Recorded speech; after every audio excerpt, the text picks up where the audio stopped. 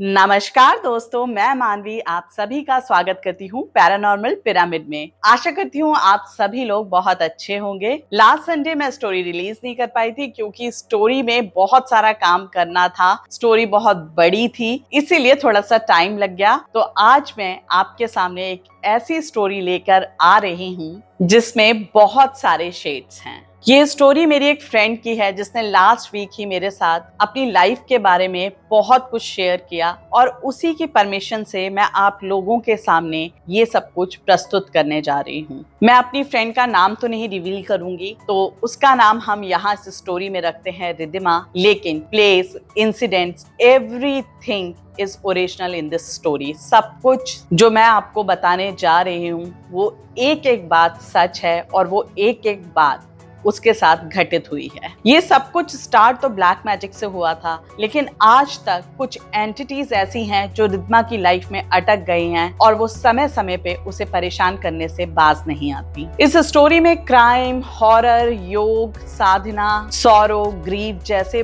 बहुत सारे शेड्स हैं। तो ये स्टोरी सिर्फ एक हॉरर स्टोरी ही नहीं है, मेरी फ्रेंड की लाइफ का रियल इंसिडेंट है जो उसके घर पे आज भी बहुत सारे प्रॉब्लम्स क्रिएट कर रहा है। ऐसे तो रिद्धिमा मेरी बहुत टाइम से फ्रेंड है, लेकिन उसने अपनी लाइफ के बारे में ये सब कुछ जो शेयर किया वो सिर्फ 1 वीक पहले ही किया। और जब मैंने ये सब कुछ सुना तो बिलीव मी, मुझे सुन के गूज बम्स आ गए और डेफिनेटली आंखों में आंसू भी, क्योंकि बहुत कुछ है इसमें। इतने सारे शेड्स मैंने किसी एक स्टोरी में अगर देखे हैं तो वो सिर्फ मूवीज में ही देखे हैं। कभी किसी की रियल लाइफ में इतना कुछ होते हुए मैंने सामने तो नहीं देखा। स्टोरी स्टार्ट करने से पहले मैं आप लोगों से एक बात जरूर कहना चाहूंगी, मैं सारी स्टोरीज पे बहुत सारे व्यूज देख रही हूँ। आप लोग चैनल पर आते हैं, स्टोरी देखते हैं, पर चैनल को सब्सक्राइब किए बिना, स्टोरीज को लाइक किए बिना ही चले जाते हैं। अगर आपको स्टोरी नहीं अच्छी लगती तो कम से कम फीडबैक तो दीजिए कि उसमें आपको क्या पसंद नहीं आ रहा है। मैं अपनी तरफ से पूरे एफर्ट्स डाल रही हूँ, पूरी कोशिश कर रही हूँ और यकीन मानिए कि एक स्टोरी को आप लोगों तक पहुंचाने में बहुत मेहनत लगती है। मैं ये तो नहीं कहूंगी कि वो मेहनत मैं आप लोगों के लिए कर रही हूँ, डेफिनेटली मैं अपने लिए भी कर रही हूँ, लेकिन आप लोगों के एक छोटे से एफर्ट से बहुत मोटिवेशन मिलती है। तो प्लीज चैनल को सब्सक्राइब कीजिए, वीडियोस को लाइक कीजिए, अपने फ्रेंड्स के साथ शेयर कीजिए और प्लीज चैनल को प्रमोट कीजिए, क्योंकि वो सिर्फ मेरी ही नहीं, मेरे सारे सब्सक्राइबर्स की भी प्रमोशन होगी। और अपने फीडबैक जरूर कमेंट सेक्शन में दीजिए। मैं बस रिक्वेस्ट ही कर सकती हूँ आप लोगों से, तो प्लीज मैं रिक्वेस्ट कर रही हूँ थोड़ा सा मोटिवेट कीजिए जिससे कि चैनल ग्रो हो सके। तो अब चलते हैं स्टोरी की तरफ।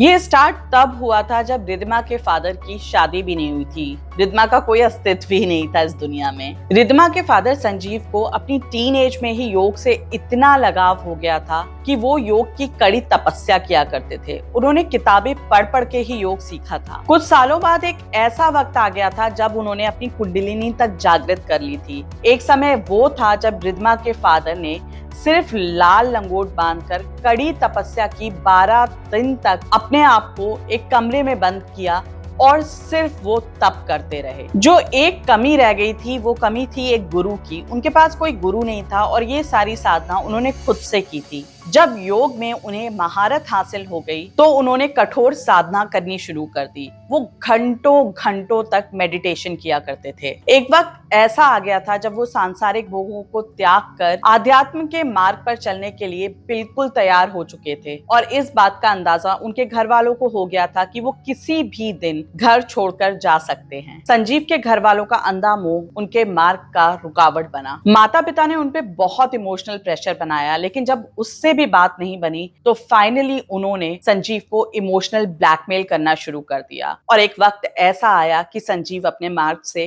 भटक गए। जिस व्यक्ति को आध्यात्म के मार्ग पर चलना था, अपने घर वालों के प्रेशर में आके एक दिन अचानक से उसने योग, साधना सब कुछ छोड़ दिया। तभी मैंने आपको शुरू में बताया था कि अगर कोई कमी थी तो वो गुरु की। शायद संजीव के पास गुरु होते तो वो सही मार्ग पर चल पाते, या वो संसारिक मार्ग होता या आध्यात्मिक मार्ग होता, पर उनको मार्ग चुनने में इतनी कठिनाई नहीं होती। पता नहीं आप लोगों ने सुना है या नहीं, लेकिन जब कुंडलिनी कोई व्यक्ति जागृत कर लेता है तो कुंडलिनी को संभालने के लिए बहुत शक्ति की जरूरत होती है। वो योग, जप, साधना से ही संभाली जा सकती है। और जिस व्यक्ति ने कुंडलिनी जागृत कर ली हो, वो अचानक से एकाएक सारा जप तप योग छोड़कर सांसारिक जीवन में आ जाए तो उसके दिमाग पे उसका क्या प्रभाव पड़ेगा इसका अंदाजा नहीं लगाया जा सकता। उस शक्ति को संभालने के लिए अब उनके पास कुछ नहीं था और कोई गुरु भी नहीं था। अब वो सांसारिक जीवन में आ तो गए, पर उन्हें संसार समझ में नहीं आ रहा था और घर वालों ने इस पर उनकी शादी करा दी। समय निकलता चला गया, उन्होंने अपना बिजनेस भी स्टार्ट किया, पर धीरे धीरे वो अल्कोहलिक होते चले गए। फिर रिद्धिमा का जन्म हुआ और उसके बाद उसके 2 भाइयों का भी जन्म हुआ, पर संजीव की कभी भी उनकी पत्नी से नहीं बनी और उनकी बच्चों के साथ भी कोई खास कनेक्टिविटी नहीं हो पाई। अल्कोहलिक होने की वजह से संजीव का काम भी धीरे धीरे ठप पड़ गया। अब इनकी फैमिली का ध्यान भी संजीव के माता पिता को ही रखना पड़ता था। संजीव के 2 भाई थे, दोनों की ही शादी हो चुकी थी, वो भी अपनी अपनी फैमिली में व्यस्त थे। पर आप तो जानते ही हैं, जब बंदा कुछ ना करता हो तो उसकी वाइफ उसके बच्चों को किस तरीके से ट्रीट किया जाता है। और इसमें कुछ गलत भी नहीं है, घर में सभी का कंट्रीब्यूशन होना बहुत इंपॉर्टेंट है। पर संजीव की कमी का भुगतान उनकी फैमिली को करना पड़ रहा था। उनकी सफरिंग्स अलग थी, घर में जिस तरीके से सबको ट्रीट किया जाता था वो ट्रीटमेंट उन्हें नहीं मिलता था और उनको इंफीरियरिटी कॉम्प्लेक्स रहता ही था क्योंकि संजीव कुछ नहीं कर रहे थे। जब रिद्धिमा 10-11 साल की हुई तो उसे घर में कुछ योग से रिलेटेड बुक्स मिली। रिद्धिमा ने घर में कभी किसी को योग करते हुए नहीं देखा था, तो उसने अपनी मम्मी से पूछा, मम्मी ये बुक्स किसकी हैं? तब रिद्धिमा की मम्मी ने बताया कि तुम्हारे पापा एक टाइम पे बहुत कड़े योगी हुआ करते थे और ये बुक्स उन्हीं की हैं। फिर रिद्धिमा ने अपनी दादी से बात की। उस वक्त उसे पता चला कि उसके पापा कितने कड़े योगी थे और वो कितनी कड़ी साधना किया करते थे। रिद्धिमा ने उनको जैसे बचपन से देखा था, वो कभी कल्पना भी नहीं कर सकती थी कि उसके फादर कभी योग भी किया करते होंगे। उसने हमेशा ही अपने पापा को शराब के नशे में कई बार माँ से मारपीट करते हुए देखा। मतलब बहुत अलग ही ऑनर में एक नॉर्मल आदमी जैसे होता है, उसने कभी भी वैसे अपने पापा को नहीं देखा और उसकी कभी भी अपने फादर के साथ कनेक्टिविटी इस वजह से हो ही नहीं पाई। इनफैक्ट बच्चों और फादर के बीच में एक हेट्रेड सी जनरेट हो चुकी थी। समय ऐसे ही गुजरता गया और एक दिन संजीव के फादर का देहांत हो गया और उसके बाद घर में बहुत कले कलेश रहने लगा। इश्यूज इतने बढ़ गए थे कि फाइनली संजीव के ब्रदर्स ने डिसाइड किया कि वो संजीव की फैमिली को अपने साथ अब नहीं रख पाएंगे और ना ही वो संजीव का खर्चा उठा पाएंगे। हालांकि संजीव की मदर ने बहुत कोशिश की उनके भाइयों को मनाने की, लेकिन वो लोग बहुत एडमेंट थे। तो फाइनली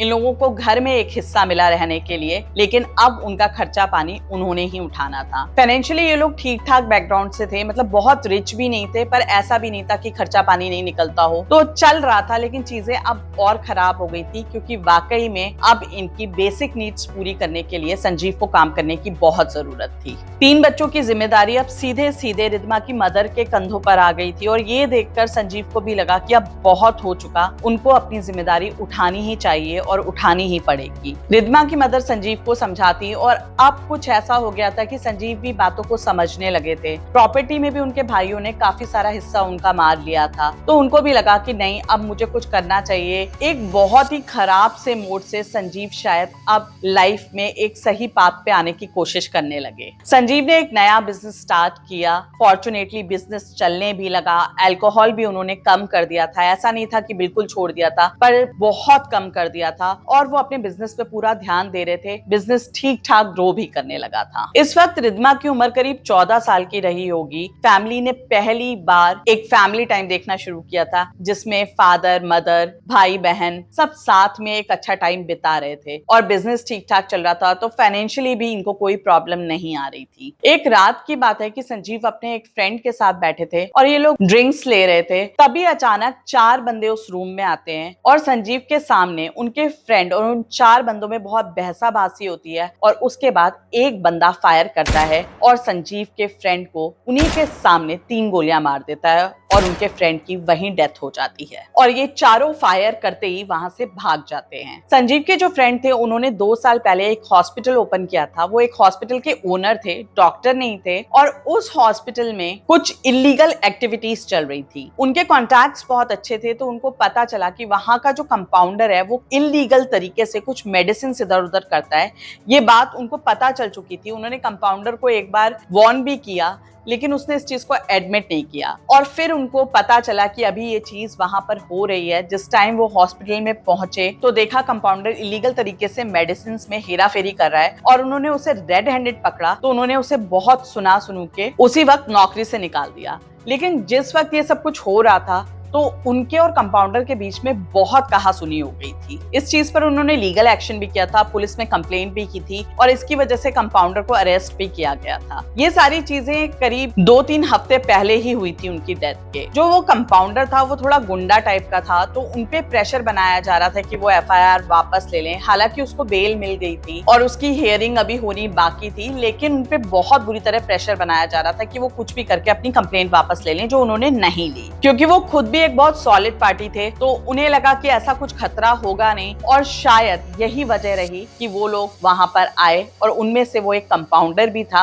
जिसने उन पर फायर किया था। संजीव इस बात के चश्मदीद गवाह थे। जैसे ही उनके फ्रेंड को गोली लगी, उन्होंने एम्बुलेंस को फोन किया, पुलिस को फोन किया, पुलिस आई, उनको हॉस्पिटल ले जाया गया, लेकिन वहां पे उनको ऑन अराइवल डेड डिक्लेयर कर दिया गया था। और पुलिस में उन्होंने सारी कंप्लेंट दे दी कि ऐसे ऐसे करके 4 लोग आए थे। संजीव को ये नहीं पता था कि वो 4 लोग कौन थे, कंपाउंडर था, किसने गोली मारी थी। उनको सिर्फ ये पता था कि ऐसे ऐसे करके 4 लोग आए हैं, और उन्होंने उनका हुलिया बताया था। तो इस बिहाफ पे पुलिस ने इन्वेस्टिगेशन करके उन 4 लोगों को अरेस्ट किया, और तब संजीव ने उनकी पहचान की कि हाँ यही वो लोग थे। और जब उनको अरेस्ट किया गया तो संजीव को पता चला कि वो 4 सगे भाई हैं, जिसमें से 2 भाई हिस्ट्री शीटर्स हैं। उनकी पहले से बहुत सारी क्राइम में हिस्ट्री ऑलरेडी है, इसीलिए वो कंपाउंडर इतना गुंडों की तरह रिएक्ट कर रहा था संजीव के फ्रेंड के साथ। जो वो 2 हिस्ट्री शीटर्स थे, उनका जो गैंग था वो संजीव को अक्सर धमकाया करता था, लेकिन संजीव पीछे हटने वालों में से नहीं थे। उन्होंने डिसाइड किया था कि कुछ भी हो जाए मैं इस तरह बैक ऑफ नहीं कर सकता। ये फोन्स और लोगों के पास भी गए थे, जैसे कि जो घर के बाहर वॉचमैन था या जो भी लोग थे, तो वो लोग धीरे धीरे करके बैक ऑफ करते चले गए। उन्होंने क्रिमिनल्स को पहचानने से मना कर दिया, पर संजीव एडमेंट थे कि नहीं, मैं गवाही दूंगा ही दूंगा, चाहे कुछ भी हो जाए। कोर्ट हियरिंग का समय नजदीक आने लगा था और संजीव की गवाही होनी थी। कोर्ट हियरिंग से कुछ समय पहले संजीव के घर पे एक बुजुर्ग औरत आती है, लेट 50s में होगी वो, इन बिटवीन 55 एंड 60। वो औरत संजीव के घर पे नॉक करती है। संजीव की वाइफ दरवाजा खोलती है, वो उसको बोलती है कि संजीव से मिलना है। वो पूछते भी है कि क्या काम है, लेकिन वो बोलती है कि नहीं, मुझे संजीव से ही मिलना है। संजीव की वाइफ उनको अंदर बिठाती है, संजीव को बुलाया जाता है। उसके बाद वो बुजुर्ग औरत संजीव के आगे हाथ जोड़ना शुरू कर देती है। वो बुजुर्ग औरत संजीव से बोलती है, बेटा जो हो गया उसको बदला नहीं जा सकता। मैं जानती हूँ कि उन बच्चों की गलती है, मैं उनकी माँ हूँ और वही मेरे 4 बेटे हैं। मैं बिल्कुल अच्छी तरीके से जानती हूँ कि उन्होंने बहुत गलत किया, लेकिन अगर तुम गवाही दोगे तो मेरा सारा का सारा घर बर्बाद हो जाएगा। मेरे पास बस वही 4 बच्चे हैं, उनसे गलती हो गई, उन्हें माफ कर दो। अगर तुमने गवाही दी तो मेरे पास कुछ नहीं रह जाएगा। अब मुझे तुम्हारा ही सहारा है, तुम ही उन्हें बचा सकते हो। काफी देर तक वो रिक्वेस्ट करती रहती है। संजीव की वाइफ उन्हें पानी चाय सब पिलाती है और संजीव ने बहुत पोलाइटली समझाते हैं कि माताजी मैं आपका दुख समझ सकता हूँ, लेकिन जो मेरा दोस्त गया है उसके 2 बच्चे हैं, अभी वो बड़े भी नहीं हुए हैं। आप खुद सोचिए कि उसका भी तो पूरा घर बर्बाद हो गया, और आपके बेटों ने जिस तरीके का क्राइम किया है उसकी कोई भरपाई नहीं है। सजा तो उन्हें मिलनी ही चाहिए और मिलके ही रहेगी। मैं पीछे नहीं हटूंगा। वो बुजुर्ग महिला काफी देर तक संजीव से रो धो के रिक्वेस्ट करती रही, लेकिन जब संजीव ने कहा चाहे कुछ भी हो जाए मैं पीछे नहीं हटूंगा, तब उस औरत ने अपना असली रूप दिखाया। और वो गुस्से में संजीव को घूरते हुए बोली कि अभी तक तो मैं तुझे बहुत प्यार से समझा रही थी, पर एक बात समझ ले कि पीछे तो तुझे हटना ही पड़ेगा।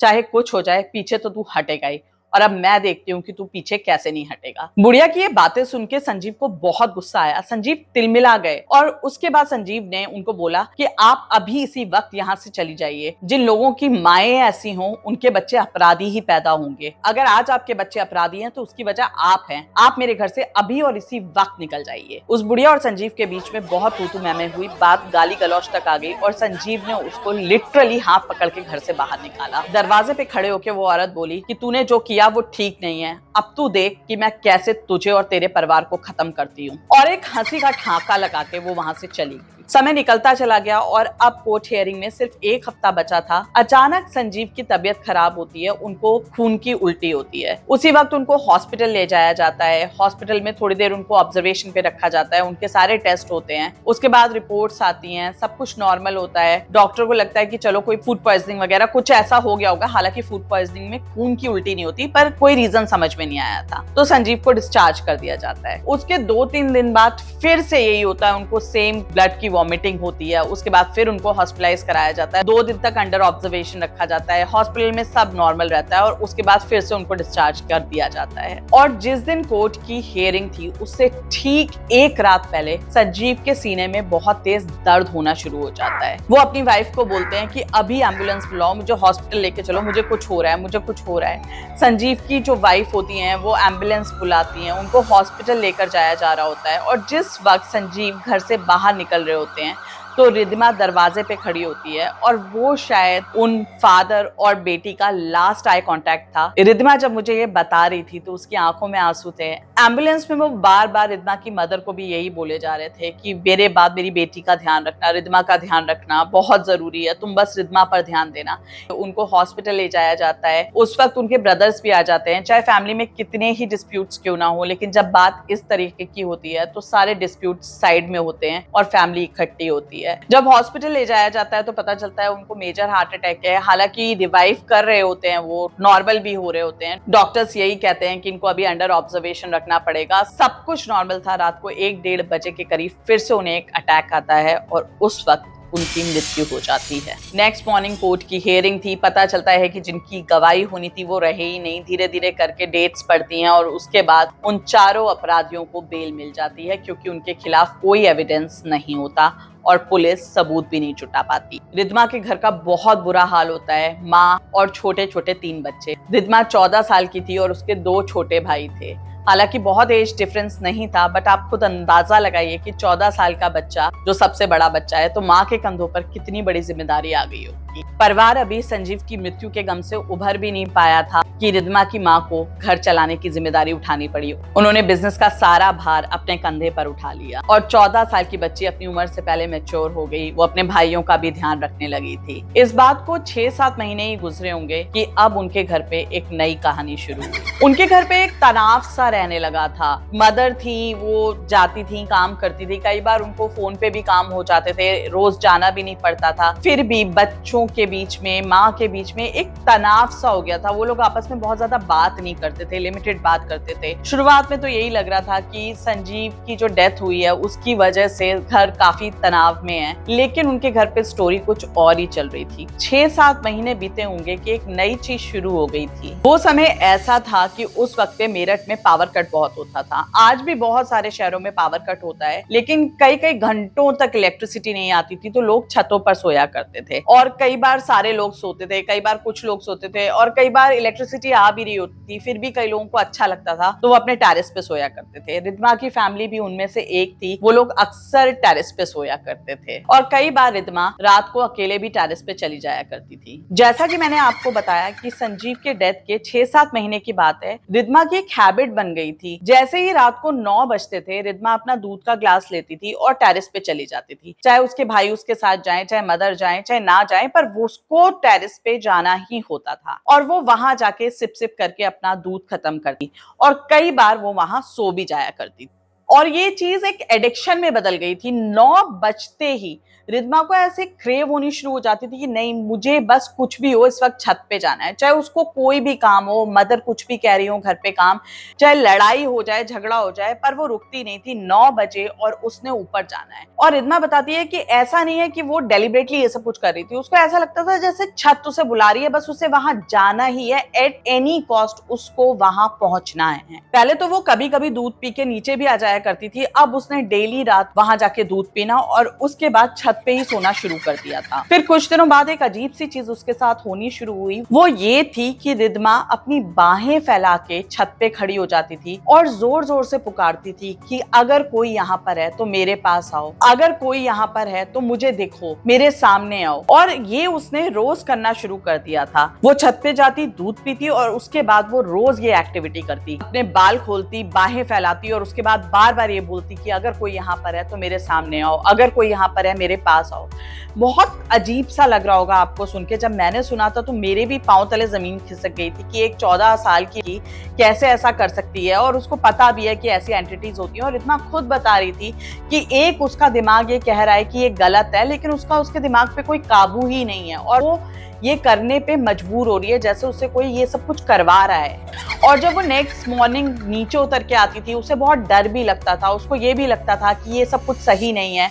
उसको ये भी लगता था कि आज मैं रात में छत पे नहीं जाऊंगी, अब कुछ भी हो जाए मैं खुद को नहीं वहां पर जाने दूंगी। लेकिन फिर 9 बजते थे और फिर उसका दिल दिमाग सब काबू खो बैठता था, और बस वो टेरेस पे दूध का गिलास लेके चली जाया करती थी। ये सारी चीजें करीब 4-5 दिन तक चली होंगी कि उसके बाद रिद्मा एक रात को सो रही थी और 1:30 बजे करीब उसको सपने में एक बुढ़िया दिखाई दी, जिसका बिल्कुल स्किन गला हुआ है, जैसे कि ना टपक जाएगा स्किन, उसके एकदम बाहर आंखें आ रही हैं, और वो रिद्मा को स्माइल करके बोल रही है, देख मैं आ गई। रिद्मा की झटपटा के एकदम आंखें खुलती हैं और वो सामने देखती है तो उसे कुछ नहीं दिखाई दे रहा है। वो पसीने से बिल्कुल तर है और बहुत डरी हुई है, लेकिन उसको एक प्रेजेंस फील हो रही है। उसे कुछ नहीं दिख रहा आसपास, लेकिन उसे लग रहा है कि कोई यहाँ पर है। वो डर के मारे नीचे भागती है और जाके रूम में सो जाती है। वो इतना डर गई होती है कि उसको समझ नहीं आ रहा होता कि ये सपना था, हकीकत थी, क्या था। और वो डिसाइड करती है कि कुछ भी हो जाए मैं कल से अकेले ऊपर बिल्कुल नहीं सोऊंगी। पर अगली रात फिर 9 बजे वही सेम हाल, और अब 1:30 बजे उसको फिर से वही सपना आता है। बस उसमें अब वो औरत कुछ बोल नहीं रही और हंस रही है। और उसके बाद फिर वही रिद्मा की हालत, वो छटपटा के उठती है, सीढ़ियों से नीचे भागती है और रूम में जाके सो जाती है। फिर सेम डिसीजन लेती है और फिर उस डिसीजन में फेल हो जाती है। ये सिलसिला करीब 10-12 दिन तक चलता रहता है, और रात के 9 बजते ही उसको ऐसा लगता है कि अगर वो छत पर नहीं गई तो वो मर जाएगी। और इन 10-12 दिनों तक रिद्मा का बिहेवियर भी बहुत चेंज हो जाता है। उसकी छोटी छोटी बातों पर अपने भाइयों से, अपनी मदर से बहुत लड़ाई होनी शुरू हो जाती है।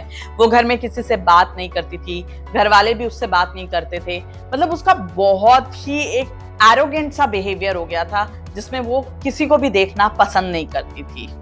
और जब रिद्मा की घर वालों से लड़ाई होती थी तो ऐसा उसके ऊपर कोई भूत सवार हो जाता था, जैसे कि उसको जो भी दिख रहा है मानो वो उसका कत्ल ही कर देगी। मतलब इतना गुस्सा, इतनी हेट्रेड जनरेट हो जाती थी कि जैसे वो उसके सामने दुश्मन खड़े हुए हैं और उस पर कोई भूत सा सवार है जो उनको मार देना चाहता है। ये सब उसके घर में चल ही रहा था कि एक रात की बात है, वो फिर से छत पर गई, सो रही थी, और रात में उसे इस बार जो सपना आता है उसमें वो बुढ़िया उसे दिखाई नहीं देती, बल्कि उसे एक ट्रांसलूसेंट सी इमेज दिखाई देती है। वो बहुत ही अजीब सी इमेज है, कुछ उसे समझ नहीं आ रहा है, इंसान है, जानवर है, क्या है। और वो क्या देखती है कि वो जो इमेज है वो उसके भाई की छाती पर बैठी हुई है। जो उसका बीच वाला भाई है उसकी छाती पर बैठ के उसका गला दबा रही है। और वो सपने में देखती है कि उसका बीच वाला भाई छत के कॉर्नर पे सोया हुआ है और उसके साथ पानी का एक तांबे का लोटा रखा हुआ है, जो बिल्कुल उसके बेड साइड पे रखा हुआ है। मतलब गद्दे बिछे हुए हैं और गद्दे के बिल्कुल साथ में लोटा रखा हुआ है। रिद्मा की एकदम से आंख खुलती है और वो क्या देखती है कि उसका बीच वाला भाई सच में कॉर्नर पे सोया हुआ है, वो सेम लोटा उसके साथ रखा हुआ है। ये देखते ही उसकी आंखें फटी की फटी रह जाती हैं। वो भागती हुई जाती है, अपने भाई को उठाती है, भाई चल नीचे चल, यहाँ कोई है। वो आधी नींद में आंखें खोलता है, बोलता है दीदी क्या है, सोने दे, सोने क्यों नहीं दे रही है, अभी सुबह नहीं हुई है। वो कहते हैं नहीं नहीं तू बस नीचे चल, मेरे साथ नीचे चल, यहाँ पर कोई है। और वो उसको डरा के भागती हुई नीचे आती है, उसको भी नीचे लेकर आ जाती है। रिद्मा नीचे आती है, उस रात पूरी रात उसको नींद नहीं आती, और वो जब नीचे आके टाइम देखती है तब भी 1:30 ही बज रहा होता है। संजीव की जो डेथ हुई थी वो भी 1:30 बजे हुई थी, इसको जो सपने आते थे वो भी 1:30 बजे आते थे, और इसके भाई के साथ जो हुआ वो भी यही सेम 1:30 बजे हुआ। हालांकि भाई को कुछ फील नहीं हुआ था। जब भाई छत पे आया था रिद्मा ऑलरेडी सो चुकी थी, उसको ये भी नहीं पता था कि उसका भाई वहां आकर सो रहा है। उसने सपने में देखा था, उसने वो लोटा भी सपने में देखा था, पर उसका भाई सच में वहां पर सो रहा था। और ये बहुत अलार्मिंग सिचुएशन हो गई थी रिद्मा के लिए। अभी तक उसने इस बारे में अपने घर वालों को कुछ नहीं बताया था, अपनी मम्मी से कोई बात नहीं की थी, लेकिन इस रात उसने डिसाइड किया कि वो अपनी मम्मी को सब कुछ बता देगी कि क्या हो रहा है। सुबह उनको ज्यादा टाइम नहीं मिल पाया तो नेक्स्ट इवनिंग को रिद्मा ने अपनी मम्मी को सारी बात बताई। उसने बताया किस तरह से उसके साथ ये सब कुछ हो रहा है, कितने वक्त से हो रहा है, वो छत पे जाके क्या क्या एक्टिविटीज करती है, जो भी उसे याद था उसने सब बताया। और उसने ये भी बताया कि उसे हर वक्त अपने आसपास कोई प्रेजेंस फील होती है। मदर ये बातें सुनी रही थी कि अगेन रात के 9 बज गए और अब रिद्मा वो रिद्मा नहीं थी जो अभी अपनी मम्मी से बात कर रही थी। उसको वही एंजाइटी हुई, वही छत पे जाना था और वो लड़ भिड़ कर वापस से छत पर चली गई और दूध का ग्लास साथ में लेकर गई। मदर ने उसकी आधी बातें सुनी थी, पूरी बात सुन भी नहीं पाई थी कि रिद्मा की ये हरकत देख के उनको डाउट हुआ कि कुछ तो जरूर है। वो रिद्मा के पीछे तुरंत तो नहीं गई, पर थोड़ी देर बाद उन्होंने डिसाइड किया कि आज वो भी छत पे ही जाके सोएंगी। उन्होंने अपने दोनों बच्चों को बोला कि बेटा चलो आज हम छत पे सोएंगे। और वो अपने बिस्तरे लेके जब ऊपर गई तो वो क्या देखती हैं कि रिद्मा पूरी छत पे गोल गोल घूम रही है और नाचे जा रही है। कोई म्यूजिक नहीं है, कुछ नहीं है, वो नाचे जा रही है, घूमे जा रही है, नाचे जा रही है, घूमे जा रही है। उसे कुछ लेना देना नहीं है कि छत पे कौन आया है, कोई उसे देख रहा है या नहीं देख रहा। रिद्मा की मदर उसको बहुत देर तक ऑब्जर्व करती रही। उन्होंने कुछ नहीं बोला, वो बस देखना चाह रही थी कि ये कर क्या रही है। और ये सब कुछ करीब आधे पौने घंटे तक चलता रहा। जब वो वहां पहुंची थी तो रिद्मा इसी सिचुएशन में थी, पता नहीं वो कब से ऐसा कर रही थी। जब आधे पौने घंटे तक भी रिद्मा नहीं रुकी तो उसकी मम्मी ने उसको पकड़ने की कोशिश की। रिद्मा ने उनको धक्का मारा। उसके बाद वो फिर वैसे ही नाचती रही और उसके बाद धड़ाम से अपने बिस्तर पे जाके गिरी और जैसे कोई आदमी बेहोश हो जाता है वैसे वो सो गई। उसकी मदर ने उसको हिलाया भी पर वो अपने सेंसेस में नहीं थी। रिद्मा की मदर ये देख के बहुत डर गई, घबरा गई। जाहिर सी बात है, कोई भी अपनी बेटी को इस सिचुएशन में देखेगा तो वो डर ही जाएगा। बात लड़की की थी, इसलिए रिद्मा की मदर ने किसी को भी इसमें इन्वॉल्व करना जरूरी नहीं समझा। जिसपे उनको सबसे ज्यादा ट्रस्ट था वो थे उनके खुद के भाई। उन्होंने नेक्स्ट मॉर्निंग अपने ब्रदर को फोन किया और उनको बोला कुछ भी करके तुम यहाँ आओ, बहुत इमरजेंसी है, तुम्हें आना ही पड़ेगा। उनकी अर्जेंसी को देखते हुए वो अपनी वाइफ के साथ रिद्मा के घर पे आए। जब वो रिद्मा के घर पे आए तो उनकी मदर ने उनको सारी बातें बताई कि ऐसा ऐसा हो रहा है। और रिद्मा भी उस वक्त उस डिस्कशन में इन्वॉल्व थी। उसने बाकी सारी बातें तो बताई पर उसे ये याद नहीं था कि वो रात में इस तरह गोल गोल घूम रही थी और वो इस तरह बिस्तर पे गिर गई थी। और मैं आपको एक बात बताना भूल गई, जिस रात का ये इंसिडेंट है, जब उसकी मदर ने उसको घूमते हुए देखा था और वो बेहोश हो गई थी या सो गई थी बहुत गहरी नींद, 1:30 बजे वापस से वो उठी और वो अपनी माँ के पास भागती हुई आई। मम्मी मम्मी उठो, चलो नीचे चलो, कोई तुम्हें मार डालेगा, कोई तुम्हें छत से धक्का दे देगा, चलो नीचे चलो, यहाँ पर कोई है, यहाँ पर कोई है। उसने ये कहना शुरू कर दिया था और उसके भाइयों को और माँ को वो उसी वक्त छत से नीचे लेकर आई थी।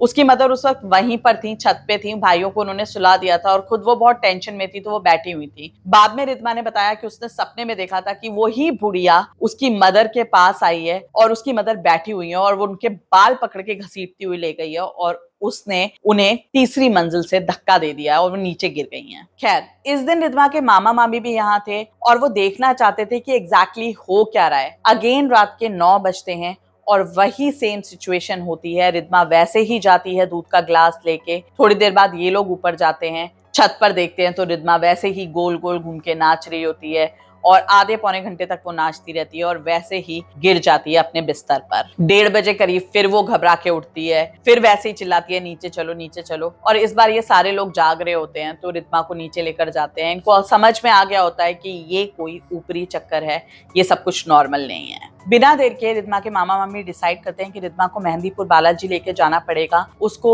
इमीडिएटली मेहंदीपुर बालाजी लेकर जाया जाता है। जो रिद्मा के दोनों भाई थे उनको दादी के पास छोड़कर उनकी मम्मी ने बोला कि कोई जरूरी काम है इसलिए हम जा रहे हैं। वो बताती नहीं है। दादी को शक होता है कि पता नहीं क्या बात है, क्यों लेकर गए हैं, लेकिन ये सब कुछ हो रहा है इसका अंदाजा किसी को भी नहीं होता। रिद्मा मेहंदीपुर बालाजी के टेम्पल में बैठती है और जितनी देर वो वहां पर बैठती है, इवन आरती के टाइम उससे पहले करीब 7-8 घंटे तक वो टेम्पल में होती है और वो मंदिर में सिर्फ रोए जा रही है। उसके ऊपर कुछ ऐसा नहीं है कि प्रेत आके नाच रहा है या कुछ ऐसा हो रहा है कि उतारा होना है। उसके बस नॉन स्टॉप आंसू चले जा रहे हैं।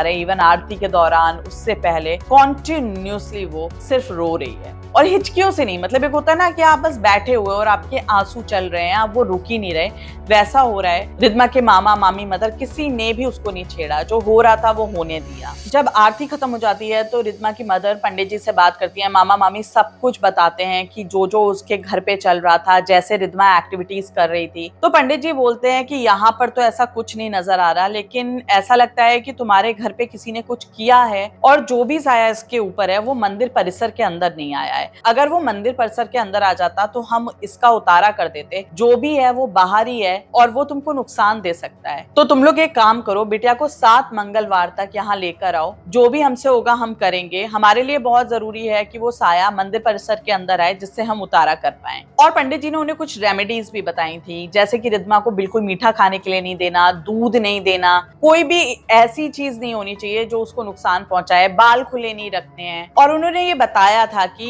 ये सारी चीजें मांगेगी, मिठाइयां मांगेगी, दूध मांगेगी, हो सकता है नॉनवेज भी मांगे। उनके यहाँ नॉनवेज वगैरह नहीं खाया जाता था और रिद्मा ने कभी नॉनवेज की डिमांड भी नहीं रखी। लेकिन कुछ भी हो, इस ड्यूरेशन में इसको आप अकेले मत छोड़ना। और वैसा ही उन्होंने किया भी। पहले ही मंगलवार को जब वो वापस आए बालाजी से, तो रिद्मा की जो छत पे जाने की ललक थी, जैसे वो झगड़ती थी, वो खत्म हो गई। उसने उस दिन जिद नहीं की, पर हाँ वो दूध मांग रही थी और उसको दूध नहीं दिया गया। अब रिद्मा के आसपास हमेशा हर वक्त कोई रहता। इन 7 मंगलवार तक उसने बहुत नाटक किए। नॉनवेज तो उसने नहीं मांगा, पर दूध, मिठाइयां वो अक्सर मांगा करती थी, झगड़ती भी थी।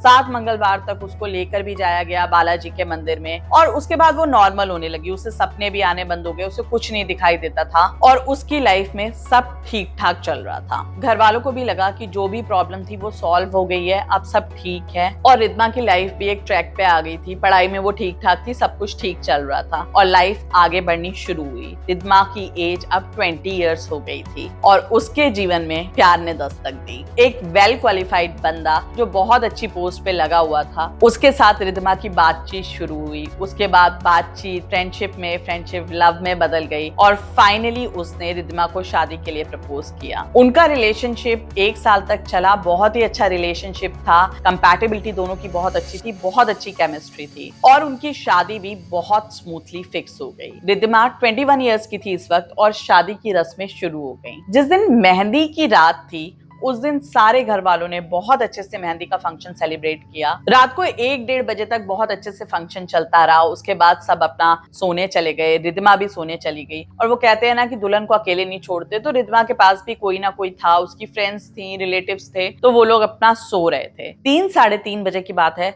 रिद्मा बहुत बुरी तरह घबरा के उठी। उसने इधर उधर देखा, कोई भी नहीं था। उसके वही रिलेटिव्स, फ्रेंड्स उसके साथ सो रही थी, पर उसे उस रात फिर से सपना आया था और इस बार उसने सपने में फिर से उसी बुढ़िया को देखा और वो उससे ये कह रही थी कि मैं वापस आ गई। इससे आगे कुछ होता उससे पहले ही रिद्मा उठ गई थी। वो बहुत घबरा गई थी, उसने पानी वानी पिया, उसके बाद वो दोबारा सो गई। उसको कोई सपना नहीं आया। सुबह घर में वही चहलकदमी चल रही थी। थोड़ा सा उसका मूड ऑफ था, पर उसने अपने आप को मेलो डाउन किया। उसको लगा कि नहीं, सब ठीक है, हो सकता है मैं ऐसे ही घबरा रही हूँ, मेरा सबकॉन्शियस माइंड ऐसा कह रहा हो। और वापस से वो भी शादी के फंक्शंस में बिजी हो गई। उसके बाद उसे कोई सपना नहीं आया, स्मूथली उसकी शादी हुई, सब कुछ ठीक ठाक चल रहा था। फिर रिद्मा की एक बेटी हुई, हस्बैंड के साथ भी उसका रिलेशन बहुत स्मूथ था, सब अच्छा चल रहा था। लेकिन इधर रिद्मा के घर में काफी डिस्प्यूट्स आने शुरू हो गए थे। रिद्मा के भाई भी अब बड़े हो रहे थे और उसके भाइयों और उसकी मदर के बीच में भी अनबन रहती थी। इनफैक्ट रिद्मा की जो मदर थी वो बहुत चिड़चिड़ी होती जा रही थी डे बाय डे। इन सब चीजों को 4-5 साल गुजर गए। उसके बाद रिद्मा दोबारा प्रेग्नेंट हुई। इस ड्यूरेशन में उसके एक भाई की शादी हो चुकी थी और हालात कुछ ऐसे हो गए थे कि शादी के 1-2 महीने बाद ही उसका भाई अपनी वाइफ को लेकर सेपरेट हो जाता है। घर वही है लेकिन पोर्शन अलग हो जाता है। इस बात को लेकर रिद्मा की अपनी मदर से भी थोड़ी सी कहासुनी होती है। पूरी गलती उसके भाई और भाभी की नहीं होती, उसकी मदर की भी बहुत इन्वॉल्वमेंट होती है इन सब चीजों में। पर जैसा मैंने आपको बताया था कि रिद्मा की मदर के अंदर बहुत नेगेटिव चेंजेस आए थे और रिद्मा के साथ भी उनके रिलेशन थोड़े से खराब हो जाते हैं। अब रिद्मा करीब 5 से 6 मंथ्स प्रेग्नेंट है और एक दिन वो ऐसे ही अपने हस्बैंड का मोबाइल देख रही होती है। हस्बैंड उस वक्त बाथरूम में होते हैं, तो उसी वक्त ना एक मैसेज आता है और उस मैसेज में लिखा होता है, जान कितनी देर में आ रहे हो। ये देख के रिद्मा एकदम शॉक हो जाती है। उसको समझ में नहीं आता कि ये क्या है। आप खुद अंदाजा लगाइए, एक वाइफ जो 6 मंथ्स प्रेग्नेंट है, जिसकी ऑलरेडी एक बेटी है 5-6 साल की, वो ऐसा मैसेज अपने हस्बैंड के मोबाइल पे पकड़ रही है, वो भी शादी के 8-9 साल बाद। तो उसको कैसा फील होगा। रिद्मा के हस्बैंड का नाम रखते हैं नीलज। आई एम श्योर ये नाम सुन के आपको काफी अजीब लगेगा कि नीलज किसी का नाम कैसे हो सकता है, लेकिन जिसके लक्षण ही निर्लजों वाले हों उसका नाम नीलज ही रखा जा सकता है। आगे पता चलेगा क्यों। नीलज वॉशरूम से बाहर आता है और उसके बाद रिद्मा और नीलज की बहुत लड़ाई होती है, पर एट लास्ट नीलज रिद्मा को कन्विंस कर लेता है कि वो उसके दोस्तों द्वारा किया गया मजाक था। वो अपने किसी फ्रेंड को भी उसमें इन्वॉल्व करता है और वो रिद्मा को यकीन दिला देता है कि हाँ, उसके फ्रेंड ने ही ऐसे मजाक में उसको मैसेज किया था। हालांकि उसके बाद रिद्मा का नीलज पे शक करना लाजमी हो जाता है। कहीं ना कहीं वो उसको क्लीन चिट नहीं देती, दो वो कन्विंस हो जाती है, मान लेती है, पर वो कहते हैं ना, एक फीमेल की इंस्टिंक्ट्स बहुत स्ट्रांग होती हैं, और वो भी तब जब वो फीमेल कैरेक्टर वाइज बहुत स्ट्रांग हो। कहते हैं प्रेगनेंसी में वैसे भी फीमेल जो होती है वो थोड़ी सी वीक हो जाती है। ये सब कुछ शुरू होता है, घर में अलग प्रॉब्लम्स चल रही होती हैं, उसकी मदर उसके भाइयों के बीच में, तो वो काफी डिस्टर्ब्ड होती है। शाम को वो ऐसे ही सोफे पे बैठी होती है और पहली बार वो एंटिटी जो उसे अभी तक सपने में दिखाई देती थी उसके ठीक सामने होती है, और वो रिद्मा की आंखों में आंखें डालकर बोलती है, तेरे पूरे घर को बर्बाद कर दूंगी, कुछ नहीं बच पाएगा। और उसके बाद वो हंसना शुरू कर देती है और विद इन अ सेकेंड वो वहां से गायब हो जाती है। ये देखकर रिद्मा बहुत जोर जोर से रोना शुरू कर देती है। उसको समझ नहीं आता कि क्या हो रहा है, ये हेलुसिनेशन है, सच है, क्या है, उसे कुछ समझ में नहीं आ रहा। इधर वो हस्बैंड की तरफ से डिस्टर्ब्ड है, उधर वो अपनी मदर की तरफ से डिस्टर्ब्ड है, और अब एक ये नई मुसीबत फिर से आ गई। जैसे तैसे करके वो खुद को दिलासा देती है, समझाती है, अपने बच्चों के लिए खुद को स्ट्रॉन्ग करती है, अपने आप को नॉर्मल करके रखने की कोशिश करती है। लेकिन इस दिन के बाद से अब रिद्मा को बहुत अलग सी प्रेजेंस अपने घर में फील होनी स्टार्ट हो जाती है। उसको लगता है कि उसके घर में कोई उसके साथ है, और अब एक्टिविटीज भी होने लगती हैं। कभी कोई चीज गायब हो जाती है, कभी कुछ हो जाता है, और उसके बाद उसको एंटिटीज दिखाई देनी शुरू होती हैं।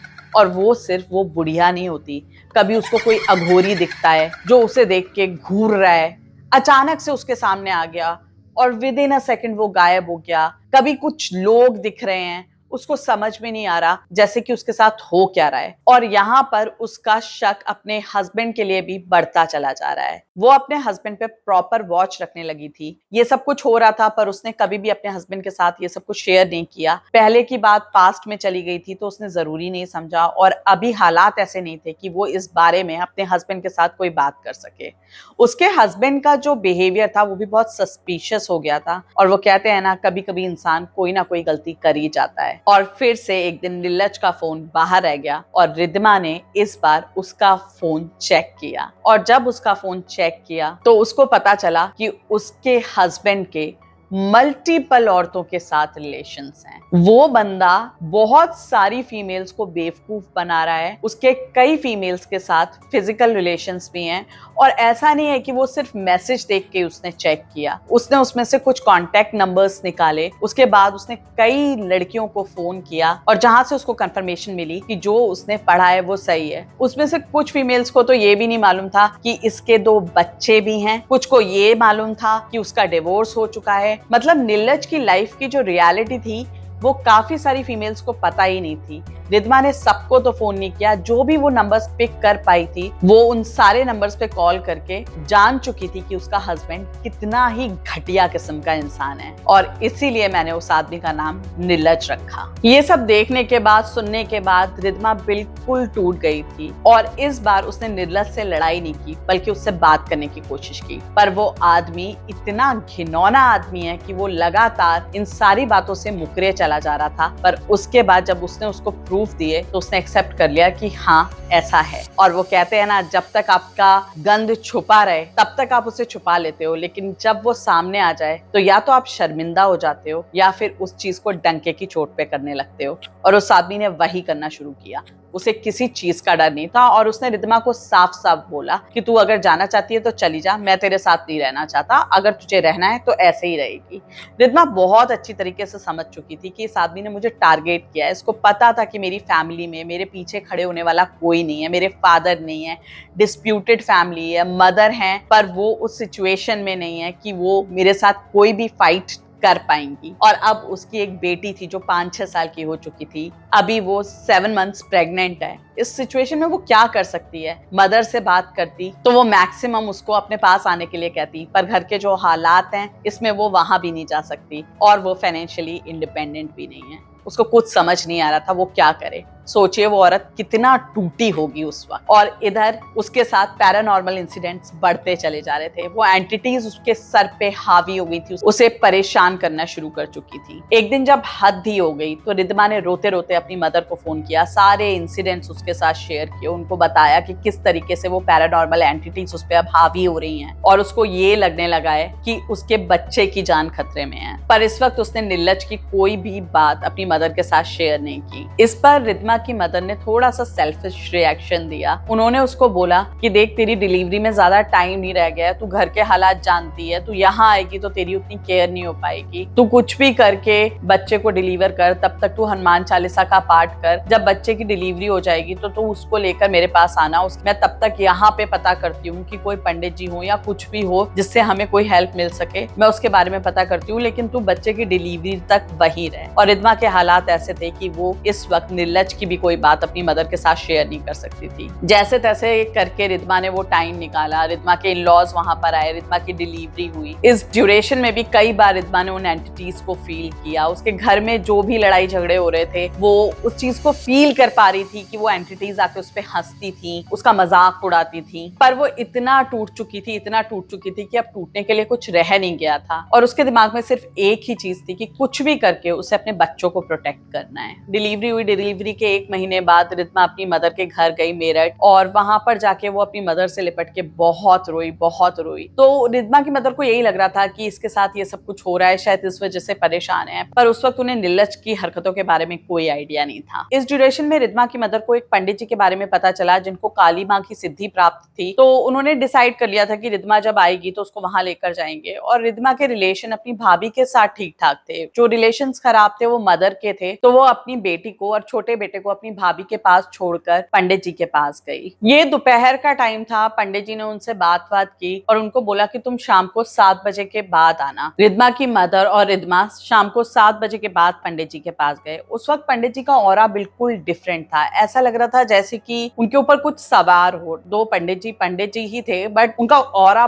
बहुत ज्यादा स्ट्रॉन्ग था। तो पंडित जी ने रिद्धिमा की मदर और उनको बिठाया अपने सामने और उन्होंने फिर पूछा कि तुम्हारी किसी के साथ कोई दुश्मनी है? रिद्धिमा की मदर ने कहा, नहीं, थोड़ा मनमुटाव है फैमिली में, लेकिन दुश्मनी हमारी किसी के भी साथ नहीं है। पंडित जी ने फिर से उनसे बोला कि याद करो, कोई तो है जिसके साथ तुम्हारी दुश्मनी है। उसने फिर से वही अपने देवर जेठ जो भी थे उनके बारे में याद किया। इस बीच में रिद्धिमा की दादी भी गुजर गई थी, पर ऐसे उनके साथ भी रिद्धिमा की मदर के कोई बुरे संबंध नहीं रहे थे कि दुश्मनी का नाम दिया जाए। मतलब आना जाना मिलना जुलना था उन लोगों का। तो फिर उन्होंने यही कहा कि नहीं, हमारी दुश्मनी नहीं है, मनमुटाव थे परिवार में, पर ऐसा कभी कुछ नहीं हुआ कि हम उसे दुश्मनी का नाम दे सके। तब पंडित जी ने उनको बोला, नहीं, परिवार से नहीं, परिवार के बाहर का कोई सदस्य है। जब पंडित जी ने ये बात बोली तो उनके दिमाग में एक भी ऐसा इंसान नहीं था जिसके साथ उनकी दुश्मनी है। उन्होंने कहा, नहीं पंडित जी, हमारी किसी के साथ कोई दुश्मनी नहीं है।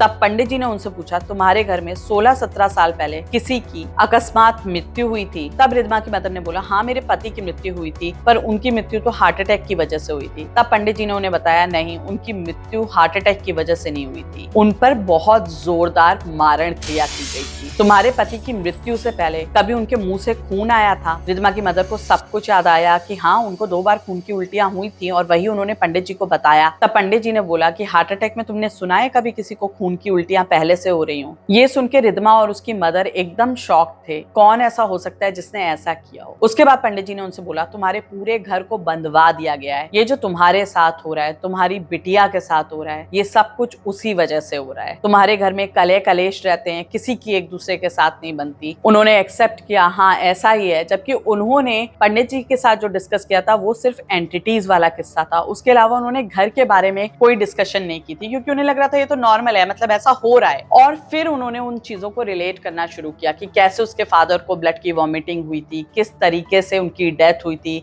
उसके बाद कैसे उनके घर में जो तनाव रहने लगा था, रिद्मा की फिर जो हालत हुई, उनके खुद के बच्चों के साथ उनके जो क्लैशेस हुए। अभी तो उन्हें ये पता ही नहीं था कि रिद्मा अपनी लाइफ में उस नीलज की वजह से कितना सफर कर रही है। उन्होंने पंडित जी से पूछा कि कौन है, किसने ऐसा किया था। पंडित जी ने बताया कोई 55 से 60 वर्ष की महिला थी जिसके साथ तुम्हारी रंजिश थी। उसने तुम्हारे घर पे गुड़िया गाड़ी थी और अब वो गुड़िया वैसे ही समाप्त हो गई है, मिट्टी हो गई है और जो भी तुम्हारे घर में हो रहा है इसका कोई निवारण नहीं है। तुम्हें उससे लड़ना ही पड़ेगा और उससे लड़ने का सिर्फ एक ही तरीका है, योग साधना। जितनी तुम साधना कर सकते हो करो, इसके अलावा तुम्हारी कोई मदद नहीं कर सकता, क्योंकि वो शक्तियां इतनी प्रबल हो चुकी हैं, इतनी प्रबल हो चुकी हैं कि अब तुम्हारी साधना ही तुम्हें उनसे बचा सकती है। नहीं तो ये जो नकारात्मक सोच है, नकारात्मकता है तुम्हारे घर में, वो इतनी बढ़ती चली जाएगी कि हो सकता है कि तुम किसी दिन गलत चीजें कर बैठो, तुम्हें कई बार आत्महत्या के भी ख्याल आएंगे और हो सकता है कि वो चीजें तुमसे वो तक करवा दे। ये सब सुन के रिद्मा को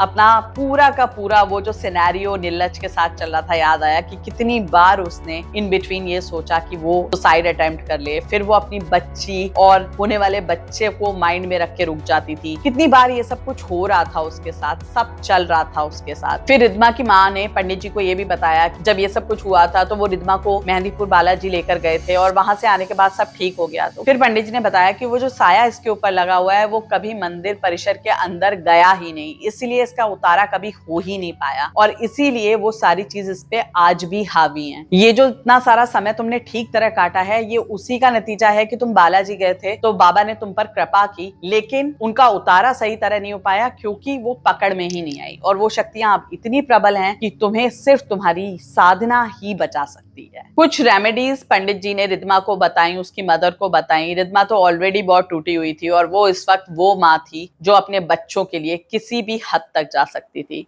तो उसने डिसाइड किया कि अब कुछ भी होगा वो फाइट बैक करेगी। रिद्मा की माँ और रिद्मा वापस घर गए और उन्हें ये समझने में 2 मिनट भी नहीं लगे कि ये औरत वही थी जो उन 4 हत्यारों की माँ थी जिसने संजीव को दरवाजे पे खड़े होकर धमकी दी थी कि वो उनके पूरे परिवार को बर्बाद कर देगी। रिद्मा 2-4 महीने तक अपनी मदर के पास रही। घर में रोज के कले कलेश देख के वो खुद भी परेशान हो गई थी और वो अच्छी तरह समझ गई थी कि इस घर में उसका गुजारा नहीं हो सकता। वो वापस से अपने घर गई। मैं डेफिनेटली यही बोलूंगी कि वो अपने घर गई, अपने हस्बैंड के घर नहीं, क्योंकि उस घर पे उसका पूरा हक है और उसने अपनी लाइफ नए सिरे से शुरू की। नीलज और रिद्मा के बीच में काफी डिफरेंसेस आ चुके थे। दोनों एक छत के नीचे रहते हुए भी अजनबियों की तरह रहते थे। उनके रूम सेपरेट हो चुके थे। रिद्मा ने अपने बच्चे को पालना शुरू किया। धीरे धीरे उसके बेटा और बेटी बड़े हुए। शुरुआत में नीलज का अपने बच्चों के साथ भी अटैचमेंट थोड़ा कम हो गया था, पर धीरे धीरे करके वापस से वो बॉन्ड बना। बच्चों और पिता के बीच में एक अच्छा बॉन्ड है। लेकिन रिद्मा और नीलज पिछले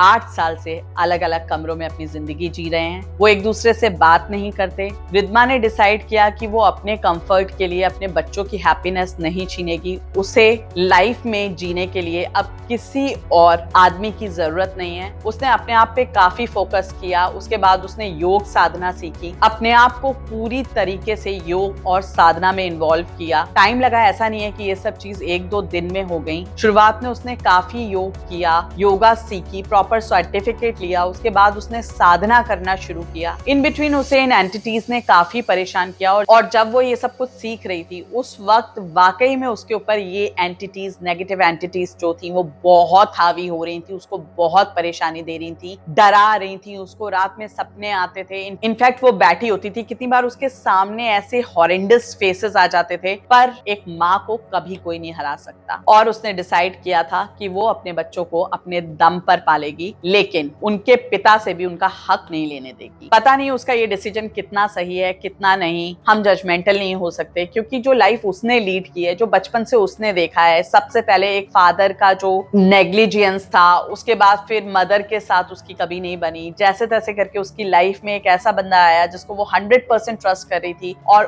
उसने उसको धोखा दिया। तो इंसान कई बार पत्थर बन जाता है। इस पर सबकी अपनी राय हो सकती है, लेकिन वो जो भी कर रही है वो कॉन्फिडेंट है। आज की डेट में वो फाइनेंशियली इंडिपेंडेंट है। एक पैसा भी वो अपने लिए अपने हस्बैंड से नहीं लेती। एक बहुत रिनाउंड योगा टीचर है और अपने खर्चे बहुत अच्छे से उठा रही है, बहुत अच्छी लाइफ लीड कर रही है एंड मोर ओवर एवरीथिंग वो अपने साथ बहुत खुश है और उसको खुश रहने के लिए किसी की भी जरूरत नहीं है। वो किसी के ऊपर भी अपनी खुशी को डिपेंड नहीं कर सकती। She is living a happy life, she is happy, she is successful and she is independent. ऐसा नहीं है कि इन एंटिटीज ने उसका पीछा अभी छोड़ दिया है। टाइम टाइम पर वो उसको अपने फेसेस दिखाती रहती हैं, उस पर हावी होने की कोशिश करती रहती हैं, लेकिन वो अपने ऑरा को इतना मजबूत कर चुकी है कि उसको शायद अब आदत हो गई है अपने आसपास इन सब चीजों को महसूस करने की।